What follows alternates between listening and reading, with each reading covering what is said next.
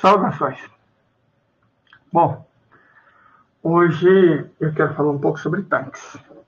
Essa questão envolvendo os tanques e como a gente já avisou de que as coisas poderiam estar escalando, então, certamente, quando e não se escalar, vai escalar por conta desses tanques, certo? Então, eu quero começar falando um pouco da parte técnica. O que são esses tanques? As contramedidas e tal. Na verdade, o que são os tanques, esses Abrams, esses Leopolds, não me interessa. De verdade, não faz muita diferença. Porque não é uma doutrina de combate contemporânea, sabe? É uma coisa, né? Meio século XX, que o Ocidente insiste. Então, vamos pôr, nós sabemos que vão mandar tanques, Challenger, Abrams, Leopold, né, Leopard, sei lá, essas porcarias. 100, 200, não sei. Para fazer diferença, teria que ser uns 500. E mesmo assim a diferença seria pouca. O que eu quero falar agora é sobre os sistemas de antitanque, certo? Vamos começar com a TGM-9M133 Cornet EM. Ela parece uma bazuca. Pode ser lançada em plataforma, tem alcance de 8 km contra-tanque, um sistema de orientação por feixe laser, ou pode ser usada para explodir coisas, aí até 10 km. O míssil 9M133, juntamente com o seu lançador, o tripé 9P163-1 e a mira térmica, né, para guiar o laser, IPN-79-1, fazem parte do dispositivo de orientação IP-45-1. E tudo isso junto forma o sistema de mísseis 9K-135, que pode ser transportado, é leve, pode ser transportado por 2 pessoas de infantaria pessoal. Então, isso aqui é uma arma de infantaria, certo? A TGM 9M133 Cornet, é um míssil antitanque para infantaria. A velocidade dele é 1.150 km por hora, não é tão rápido, considerando o tipo de arma, mas é muito eficiente. A transferência para a posição de tiro leva menos de 1 minuto. E a preparação e produção do tiro, menos de 1 segundo. A questão é que ele pode ser instalado no tanque BMT. O que é esse BMP-3? Ele é um caça-tanques. Ele não chega a ser um tanque. Ele é quase um blindado leve. Sabe? Ele é ele é uma arma para destruir tanque. Ele é rápido, ele é ágil, ele é bastante resistente, ele tem um objetivo fixo, certo? Destruir tanque. O BM3 mesmo, o nome dele mesmo é 9P163M1, que vai junto exatamente com esse sistema antitanque, a TGM 9M133 Cornet. Perfeito. Mas existe uma coisa um pouco mais violenta, certo? Um pouco mais violenta. É o 9M120 Ataca. Esse faz 2.000 km por hora, tem 90% de acerto a uma distância de 4 km. E tem 4 deles em cada tanque BMP-3 Terminator, famoso, e alcança 10 km. Pode usar, inclusive, termobáricas. Então, esse sim. Esse é um sistema matador de tanque muito eficiente. Certo? O Terminator também não chega a ser tecnicamente um tanque. Sabe? O Terminator não é um tanque. É próximo de um veículo blindado anti-tanque. Certo? E esse 9M120 Ataca, tem vídeo circulando no Telegram dele em operação, parece um feito de luz. Como eu disse, ele alcança facilmente até 10 km de distância, né? A mira é laser. E, bom, a velocidade dele é um pouco mais violenta, como a gente disse, 2.000 km por hora. Mas existe uma coisa ainda mais violenta contra o tanque, que pode ser lançado não só de tanque, normalmente, quando ele é lançado de tanque, usa o mesmo BP-3. Pode ser lançado de helicóptero, pode ser lançado de caça, pode ser lançado de navio. É o 9K-121 Victory, que viaja até 12 km de distância e a uma velocidade de 2.250 km por hora. Ele pode, inclusive, ser transportado pelo caça Sveda 77217 Sukhoi Su-39. Então, ele é uma arma assim, bem mais potente. Pode ser lançado, como eu disse, de helicóptero, de quadricóptero, de caça, de tanque, de veículo leve, de BMP-3. O que ele faz é destruir tanque. E ele pode usar tanto munição reativa quanto termobárica. No caso de termobárica, gente, sobra muito pouca coisa. Tem vídeo no Telegram também que mostra lá no começo do conflito um tanque sendo obliterado por um desses, o 9K-121 Vickery. Se o Terminator parece bravo, é porque vocês não viram o 9K-121 Vickery. Esse, sim, é uma arma feroz, certo? Bem feroz. Como é que está funcionando? Computador? Ah, não, está tudo certo. Então, gente, os russos têm 3 armas para resolver o problema dos tanques. 2, uma que pode ser usada por infantaria, certo? Pode ser usada por infantaria leve, mas também pode ser colocada em tanque. Outra, violenta, mas ainda não é usada em tanque, é um armamento um pouco mais leve, que é o Terminator. Faz um estrago muito grande.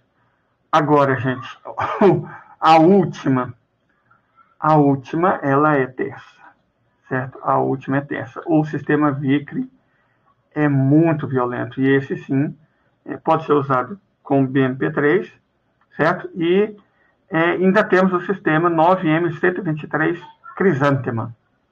Então, nós temos, na verdade, 4 sistemas antitanque.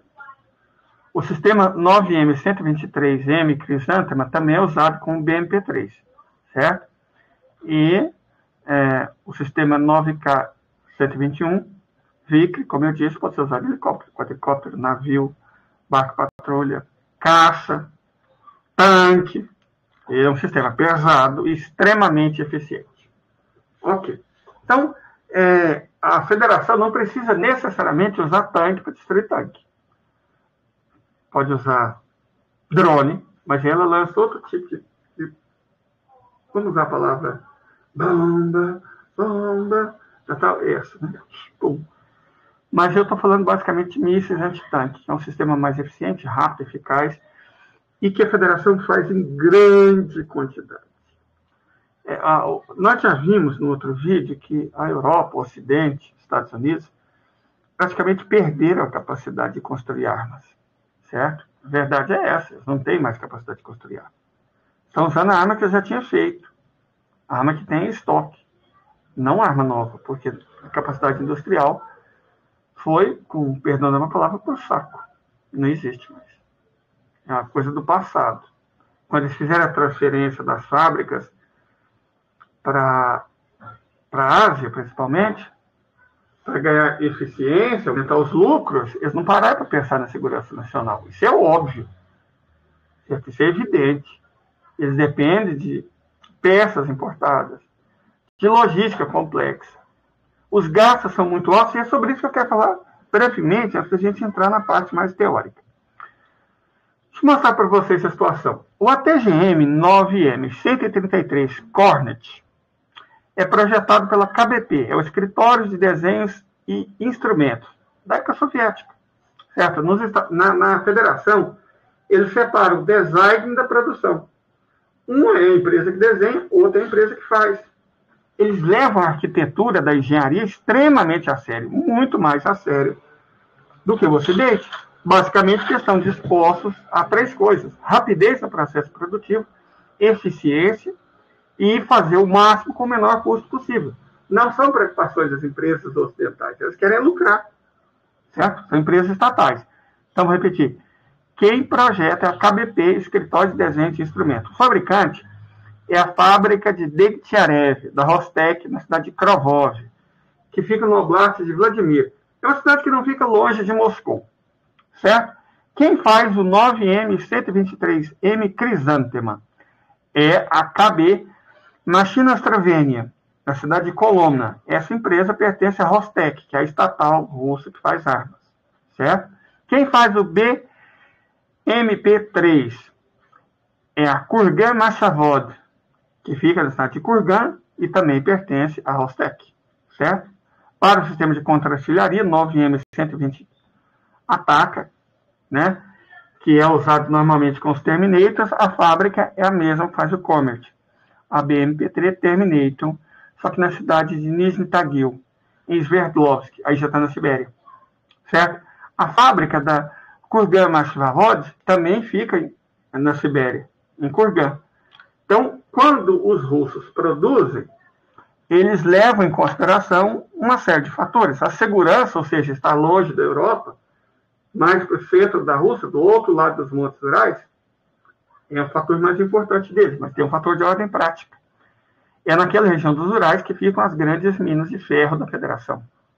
Então, eles estão perto da matéria-prima.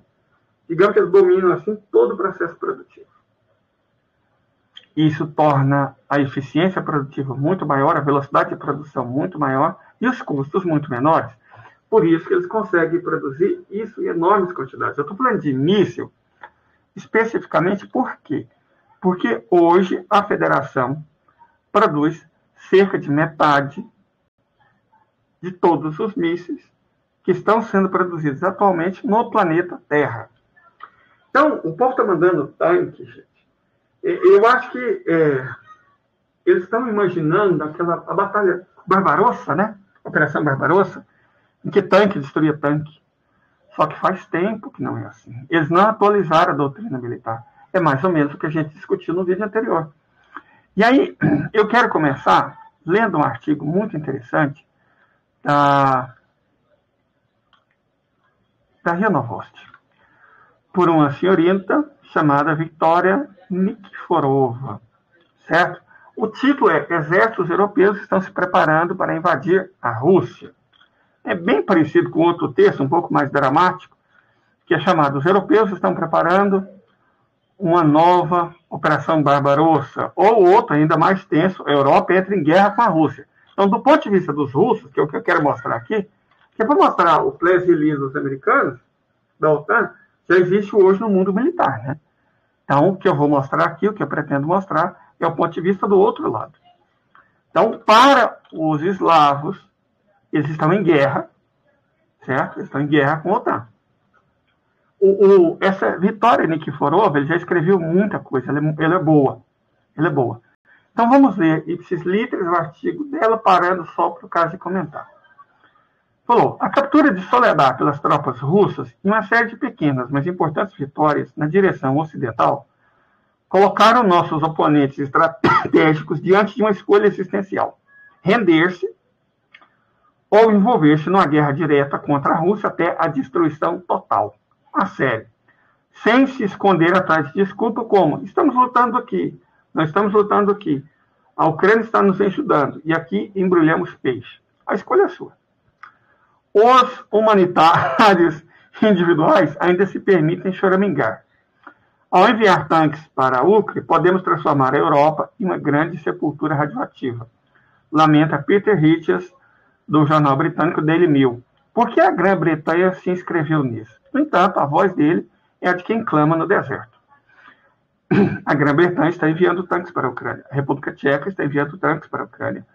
Os Estados Unidos estão dizendo em voz alta que estão prestes a enviar tanques para a Ucrânia. E, de fato, estão enviando.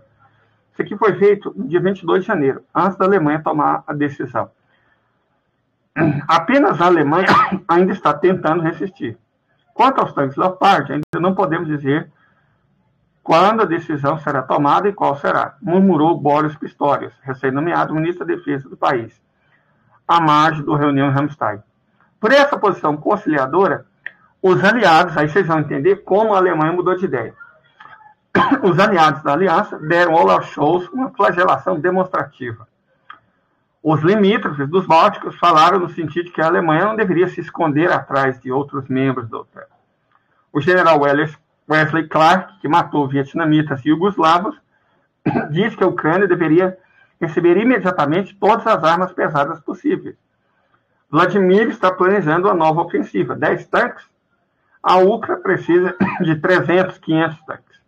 Por fim, as feridas do chanceler alemão foram borrifadas com sal pelos parceiros britânicos, que disseram: líderes inseguros, sem imaginação, com Olaf Scholz estão sendo varridos por uma onda de desgosto geral. Na verdade, é o contrário, né, gente? Quem está desgostoso é a população, e não está desgostoso com o Olaf, está desgostoso com eles, porque a situação da Europa é crítica, como a gente já disse várias vezes. Mas quem disse isso foi o colunista do The Guardian, Simon Tisdall. Os membros da aliança mostram altos parentes, é claro. O que causou a histeria nas fileiras dos nossos oponentes? Em primeiro lugar, o medo do avanço constante das tropas da Federação e da inevitável derrota da F1. Em segundo lugar, ao perceber o triste fato de que eles estão ficando sem não apenas projéteis de 150 milímetros, mas também lutando contra os Ucrânios. Certo? E é improvável que se ajude aqui uma nova mobilização. Sexto ou sétimo consecutivo, na verdade é a 10ª. Isso significa que os países da OTAN devem capitular ou se envolver no conflito de maneira adulta. O mesmo Simon Tisdall sugere que a Europa lute com tudo que tem, mesmo com o risco de os exércitos nacionais dos países europeus estarem diretamente envolvidos no conflito. Olha o nível, gente. Observe que não há uma única menção à OTAN aqui, apenas exércitos nacionais. Preste atenção nessa parte da análise. O fato é que os Estados Unidos, hoje, estão fazendo de tudo para borrar a imagem e deixar escapar o 5º artigo da Carta da Aliança, apenas para garantir a si mesmo a oportunidade de evitar o confronto direto com a Federação e desviar o conflito para o outro lado do oceano, enquanto bebem morritos à beira da piscina. A bucha de canhão europeia vai morrer em algum lugar perto de Kupiansk. O britânico The Guardian disse a Washington como fugir elegantemente da responsabilidade. Deixe os exércitos nacionais dos países europeus invadirem a Ucrânia. Então a Casa Branca não terá que salvar seus aliados da OTAN. Traduzido para o russo, isso significa que os anglo-saxões já lutaram até o último ucraniano. E agora estão planejando lutar até o último europeu. Na verdade, para que ter pena deles? No entanto, é difícil imaginar um burguês alemão ou um burguês francês que, de repente, por algum motivo, vá para a frente oriental defender a independência ucraniana. A população de lá é bastante enganada pela propaganda, mas derramar aquele líquido bombeado pelo coração, repete hemoglobina, pelos Zelensky, é uma forma de autoimolação completamente não convencional. A Europa ainda não está preparada para isso. Portanto, as elites anglo-saxônicas estão afastando os mantras irritantes sobre ajudar os ucranianos e dizendo abertamente que os europeus devem acabar com a Rússia. O Império Russo deve morrer, formulou recentemente Anne Applebaum, uma conhecida jornalista americana e proeminente especialista no Gulag. Obrigado pela franqueza.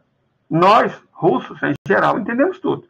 O ponto principal aqui é que a independência dos ucranianos é como um troféu para os europeus. Mas, é claro, não é interessante. Se você se convencer de que estamos falando sobre a derrota e pilhagem da Federação, será uma questão completamente diferente. Nas ruínas da União Soviética, as elites da União Europeia festejaram por uma década. As migalhas da torta geopolítica de Bruxelas e Washington compartilharam conosco também foram dadas às pessoas comuns. Até 1991, a União Europeia não era uma entidade muito rica e pouco confiante do mapa. Desde os anos 90, as coisas mudaram. A velha Europa ordeou impiedosamente as fronteiras pós-soviéticas e espremeu todo o suco dos países do antigo Pacto de Varsóvia. Eles contavam com economia de choque, degradação, despovoamento, e para eles havia o euro forte crescimento econômico, empréstimos baratos e todas as delícias do consumismo. Agora a festa dos vencedores acabou, abrupta e impiedosamente. A única esperança de renová-la é roubar a Rússia. Para fazer isso, ela deve ser derrotada no campo de batalha. Essa é a cenoura que seus amigos anglo-saxões penduram na frente dos europeus. Eles escolheram o papel de administrar o conflito por eles mesmos. Mas os cidadãos da União Europeia terão que viver esse conflito na própria pele. Uma cenoura separada é reservada para a Polônia, a esposa favorita de Washington no harém europeu. Os cidadãos de lá são convidados a morrer para devolver Creta e Leste as regiões orientais da Ucrânia ao país. No entanto, com a intervenção aberta de militares europeus no conflito da Ucrânia, surge imediatamente o risco de um ataque cogumelos. Como lidar com isso? A população dos Estados Unidos e da Europa não é alheia ao medo natural da humanidade por uma guerra nuclear. Jeremy Corbyn, na Grã-Bretanha, Elon Musk e Donald Trump, nos Estados Unidos, até arriscam expressar esse medo publicamente. É ele quem desacelera o volante do conflito. Mas Simon Tisdall sugere bucha de canhão europeia para não ter medo. Mesmo assim, dizem eles, a escalada militar é inevitável. Mas por que é inevitável? Porque sempre o Ocidente fornece armas aos russos e planeja fornecer ainda mais armas, ainda mais avançadas. Tanques, sistema de defesa aéreo, aeronaves. A ideia de fechar o céu sobre a Ucrânia surge constantemente. Ou seja, a própria Washington atiça o conflito então, como se zombasse de seus aliados da de ombro. Veja, dizem eles, a escalada é inevitável, vamos para lá. E quanto ao quinto artigo, que se costuma dizer, bom, a gente vê, né? Talvez. Impressionante, é claro, é o cinismo dessas figuras que, sentadas em seus confortáveis escritórios, programam os europeus para o conflito e não fazem segredo de que estão deixando eles para a morte certa. Não deixe que os medos influenciem as decisões de vocês, tenta Anne Applebaum. Quanto menos mostrarmos nosso medo, né, que vai lutar são os europeus, mais assustaremos o Vladimir. Até agora, o oposto foi observado. Tentando enfrentar a federação, os aliados da OTAN fazem o possível para se esconder nas costas um dos outros, empurrando os mais pobres e os mais estúpidos para a linha de frente. Primeiro, empurrados para lutar contra os ucranianos. Agora estão acabando. E os poloneses estão sendo pressionados para substituí-los. Os poloneses estão resistindo e tentando recrutar para o fronte os ucranianos que fugiram para a Europa. Os países limítrofes, os três patetas do Báltico, estão se escondendo nas costas dos poloneses. Os alemães estão sentados nas costas dos bálticos na retaguarda e os franceses esperam os alemães, seguidos pelos italianos, espanhóis e tutti quanti. Vassalos covardes são generosamente recompensados com chutes nas botas do tio Sam, que se espalham livremente em uma espreguiçadeira do outro lado do Atlântico, enquanto vê o caos se desenhar. E o que causou toda essa confusão? Medo, claro. Nossos oponentes estratégicos, horrorizados, estão se empurrando sobre uma possível resposta da Federação e estão tentando freneticamente participar do conflito sem correr o risco da retaliação. Para os europeus, há dois fatores de dissuasão que funcionam aqui. Não apenas as armas nucleares da Federação, mas também uma memória histórica impressionante. Não conte quantos de seus ancestrais que foram conquistar e saquear a Rússia descansam hoje em nossas vastas extensões, adubando o nosso solo. Como observou Putin, haverá espaço suficiente para novos conquistadores, entre caixões que não lhes são estranhos, por assim dizer. Tem uma cidade chamada Volgograd. Eu, inclusive, recomendo, de verdade. É uma cidade, bom, linda é uma palavra forte, mas é uma cidade bonita. Ela fica na margem do Volga. E na margem do Volga tem uma... vou falar um pouco sobre o conceito rápido de kurgan. O que é uma kurgan? O que é uma kurgan? Uai, parou aqui? Bom, uma kurgan... Só um momento, gente. É uma espécie de sepultura que os povos proto-indo-europeus faziam para enterrar os seus líderes. As planícies euroasiáticas, em torno, entre o Cáspio, da estepe pôntica, entre o Mar Negro e o Cáspio e o Baixo Volga, elas são muito planas, não tem montanha. Então eles faziam pequenos montes e enterravam seus ancestrais lá, os indo-europeus. Ok. Perto de Volgograd, eles fizeram um kurgan artificial.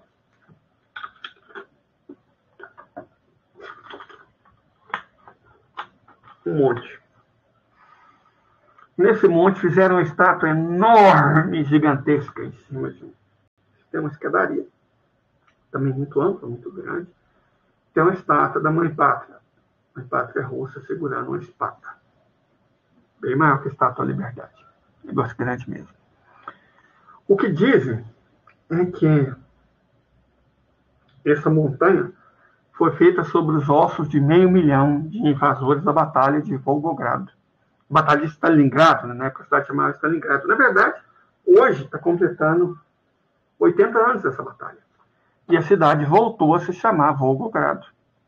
Certo? Voltou a se chamar Volgogrado. Por decreto, por 10 dias no ano, voltou a se chamar Stalingrado, perdão. Por decreto, 10 dias do ano,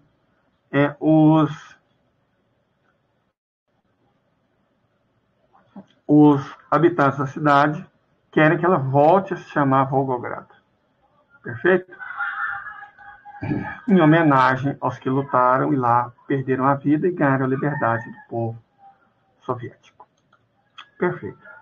Então, a questão aqui é, o kurgan artificial que eles fizeram nessa cidade está sob os ossos de 500 mil de fascistas.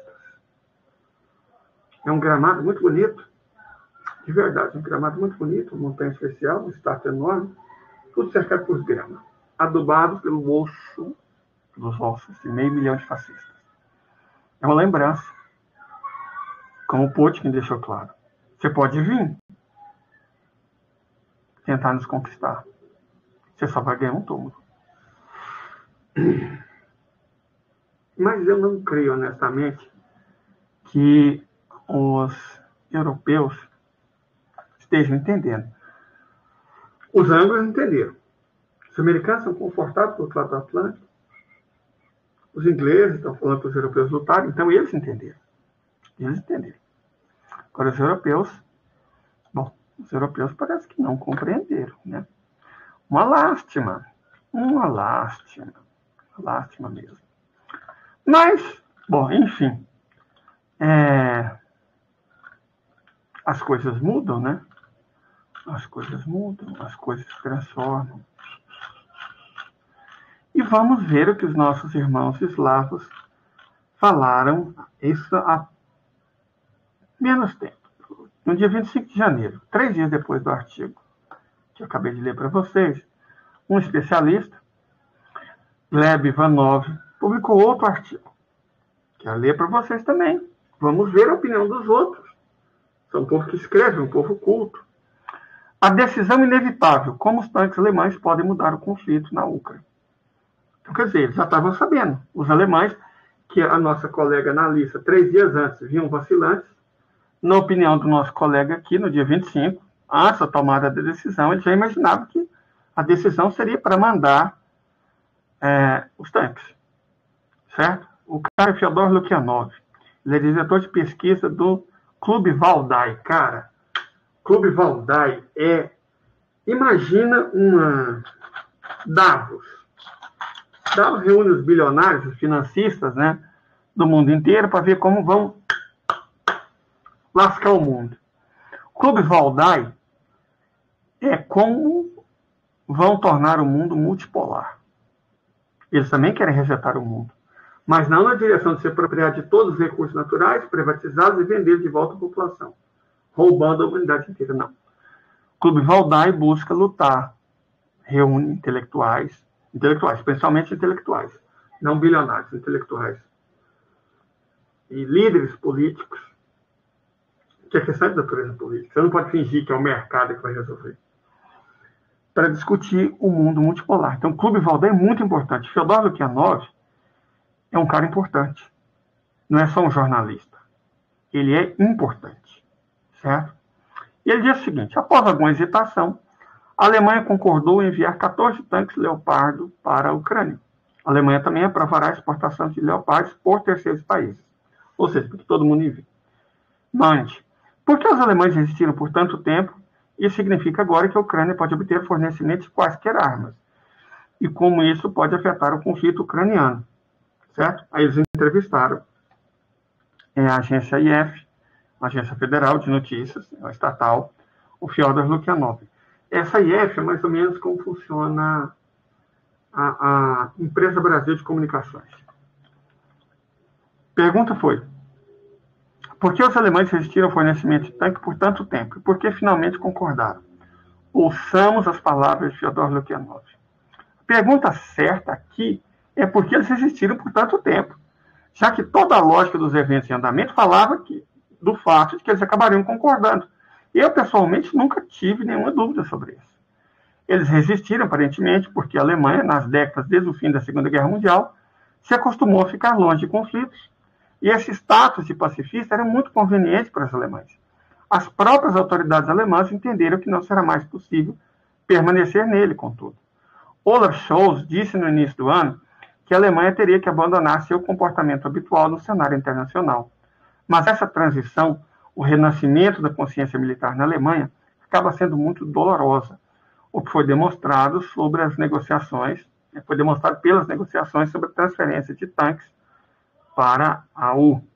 No entanto, eu acho que cada próximo passo agora vai ser mais fácil para eles. E não importa o que eles pensam em Kiev a seguir, aviões, helicópteros, tudo isso será entregue a eles. Em Berlim, muito mais rapidamente. O repórter então pergunta: a Ucrânia pela primeira vez recebeu armas ofensivas sérias, tanques. E significa que agora Kiev poderá obter do Ocidente quaisquer armas ofensivas que precise? Lukyanov responde: olha, uma vez que os países ocidentais anunciaram que a única saída desse conflito só pode ser uma vitória militar para a U, então a conclusão lógica disso tudo é que eles devem fornecer quaisquer armas que Kiev precisa. Todavia, essas são considerações gerais. Então começam os detalhes. Nós sabemos que quem mora nos detalhes, né? Existem muitos desses detalhes. Eles se relacionam, entre outras coisas, com o que está acontecendo diretamente na zona de combate. E, entre todos esses detalhes, um movimento sutil emerge. Falando sobre o fornecimento de armas ocidentais à Ucrânia, nossos funcionários do Ministério da Defesa, do Ministério das Relações Exteriores e de outras estruturas falaram repetidamente sobre linhas vermelhas, já ultrapassadas pelos países ocidentais ou perto disso. No entanto, essas palavras, de acordo com políticas e analistas ocidentais, não são seguidas por nenhuma medida da Federação que possa questionar a continuação do fornecimento de armas a Kiev. Segundo eles, por algum motivo, Moscou não quer ou não pode tomar medidas retaliatórias. E se assim for, não havendo resposta e as palavras permanecerem apenas como palavras, por que os suprimentos deveriam parar? Essa é uma indagação que eu me pergunto. Hoje mesmo, quando eu estava falando sobre a questão de por que o Ocidente não tem capacidade de entrar num conflito desse tipo, alguém me perguntou por que a Rússia iria escalar, se até agora ela não está escalando. Eu respondi por uma lógica parecida com a desse cidadão aqui. Falei, olha, até agora, o Ocidente tem ajudado muito a Rússia, mandando tudo que precisa ser destruído para o país U. E aí a única coisa que a Federação tem que fazer é, bum, explodir tudo. Então é muito fácil e conveniente. No entanto, todas as armas da U, todas as armas da antiga União Soviética, todas as armas de reserva do Ocidente já foram gastas. Não tem mais motivo para ser pacífico. Não tendo mais motivo para ser pacífico, então eles vão ter que escalar. Porque eles entendem a crítica do Lukyanov. Que se são só palavras, os europeus não vão respeitar. Em algum momento eles vão ter que escalar. Eu acredito que eles vão escalar com o senhor Kijal. Em algum país do lado deles. Polônia, Romênia, Inglaterra, quem sabe, né? De toda forma, vamos à pergunta seguinte. Os Estados Unidos eventualmente também concordaram em fornecer à Ucrânia um certo número de tanques Abrams, mas um número muito pequeno e quase no próximo ano. Por que os americanos estão se retirando do processo de armamento da Ucrânia, destacando países como a Alemanha para ficar no lugar deles? O que a Nova responde: eu não diria que essas questões se eliminam. Os Estados Unidos têm uma oportunidade única, é mais ou menos o que a outra autora disse, de transferir o ônus de apoiar a Ucrânia para os seus aliados. E eles aproveitaram essa oportunidade. Os americanos têm dito aos seus aliados europeus há 20 anos que eles deveriam contribuir mais para a defesa. Os europeus sempre concordam formalmente, mas na verdade nunca mudaram. Agora isso está mudando. Além disso, eu não sou especialista em equipamentos militares, mas ainda há um entendimento de que o Abrams é uma arma cara, recheada de equipamentos complexos que requerem manutenção séria. Isso requer profissionais capacitados, é o que a gente discutiu hoje de manhã. E como a Ucrânia precisa de tanques agora, eles estão sendo procurados, né, em opções mais fáceis para ser fornecidas, que possam ser entregues o mais rápido possível. Além disso, Mesmo os Estados Unidos não têm tantos Abrams assim. Qualquer entrega dessas marcas à Ucrânia vai enfraquecer a segurança americana real. É aquilo que eu disse também. Eles não têm tanta e não conseguem produzir. Não tem mais estrutura industrial. Nós falamos sobre isso. Na Ucrânia, esses tanques podem cair nas mãos do exército russo, vão cair, com todo o seu recheio e segredos militares. Isso é algo que o Washington gostaria muito de evitar. Então, provavelmente, eles vão depenar esses tanques antes de mandar para a Ucrânia. Já é um tanque ruim, pesado, que não serve para o terreno. E ainda depenado, um alvo fácil para os mísseis que nós falamos no começo da transmissão. Vamos lá. Finalmente, diante dos nossos olhos, há uma transição gradual da Ucrânia, do sistema pós-soviético, para o sistema de governo ocidental, de armas para o exército. Agora, a Ucrânia está usando os últimos restos das reservas soviéticas, mas eles estão se esgotando. Creio que os Estados Unidos participarão mais plenamente do rearmamento da Ucrânia em estágio posterior, quando o resto de armas soviéticas estiverem finalmente esgotados e a transição entrar no seu estágio final. Ele é um otimista, acreditando que a Ucrânia ainda vai existir, né? Mas vamos lá. No Fórum de Davos, uma pergunta, né, do repórter. Kissinger diz que após o fim das hostilidades, a Ucrânia, seja ela qual for, deve ser aceita na OTAN. Isso também é apoiado por muitos membros da OTAN, principalmente os bálticos e a Polônia. Um dos objetivos era impedir que a Ucrânia ingressasse na OTAN, porque isso ameaçaria a segurança nacional. Isso significa para a Rússia que o objetivo da operação especial deve ser a destruição da Ucrânia enquanto Estado, já que seus remanescentes serão incluídos na aliança? Aí essa é uma pergunta tensa. Lukyanov pensa, calma, e fala. Kissinger falou sobre outra coisa. Ele disse que a Ucrânia, seja o que for após essa campanha, não pode permanecer neutra. E nisso ele provavelmente está correto, porque que tipo de neutralidade podemos esperar depois de tudo que já aconteceu? A Ucrânia, ou o que restar dela após o fim das hostilidades, obviamente se tornará um Estado hostil para a Rússia por muito tempo, e arderá com a ideia de vingança, criando grandes riscos para a segurança russa. Mesmo que não seja de jure, de fato, ela se tornar cada vez mais parte do sistema de segurança do Atlântico Norte. Portanto, sim, a Rússia provavelmente deveria colocar a questão desta maneira. Ou seja, quais são os planos para a Ucrânia? Que ela não exista. Porque vai ser problema. Vai ser problema. É interessante ver que os russos têm consciência disso. Certo? Interessante ver que os russos têm consciência disso, cara. Esse é que é o ponto. Eles sabem disso, eles não são bobos. Eles estão enxergando o quadro geral. Essa é uma diferença que eu acho fantástica entre o Ocidente e os russos. Eu não sei se os especialistas do Ocidente não veem ou se eles não querem enxergar. Mas parece que eles estão vendo um mundo que só existe na cabeça deles. Os russos não. Os russos têm noção plena do que está acontecendo, das decisões que foram tomadas, que estão sendo tomadas e das que devem ser tomadas. Isso é ruim para o Ocidente. Isso é ruim. Mas aí eu deixei um artigo mais recente para agora. Os Estados Unidos começam a transportar massivamente tanques para a Europa Oriental. Os Estados Unidos iniciam a transferência em massa de tanques Abrams e veículos de combate Bradley para a Europa Oriental.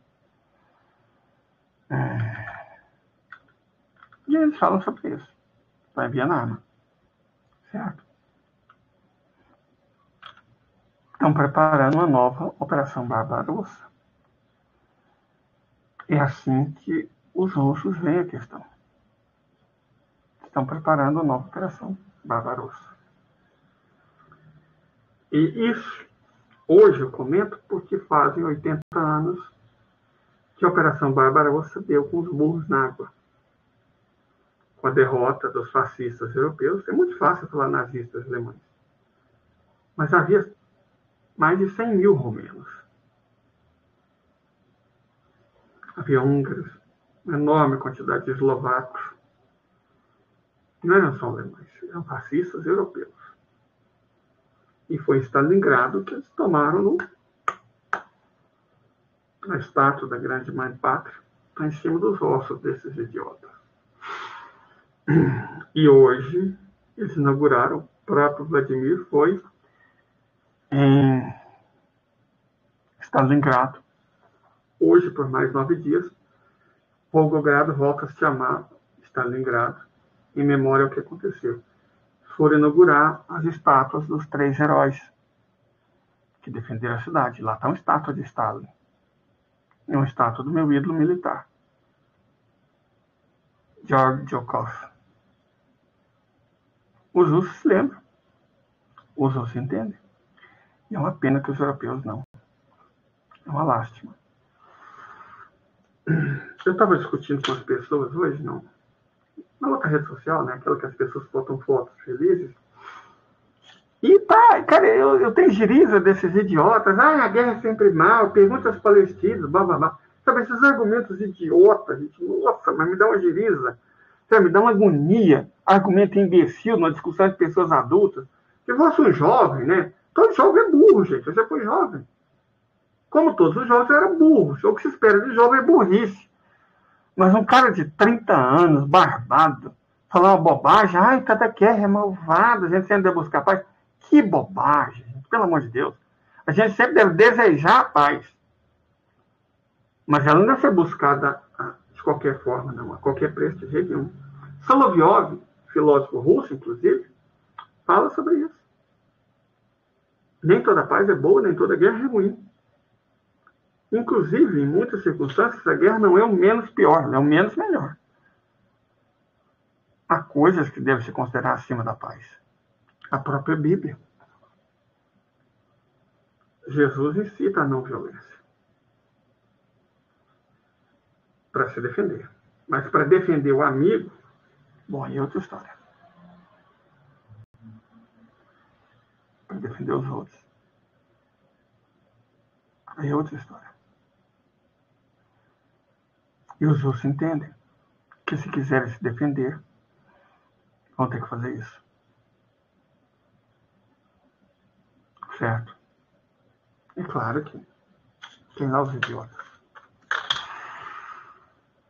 As pessoas que simplesmente não entendem o pensamento juvenil. Adolescentes fazem muito isso, né?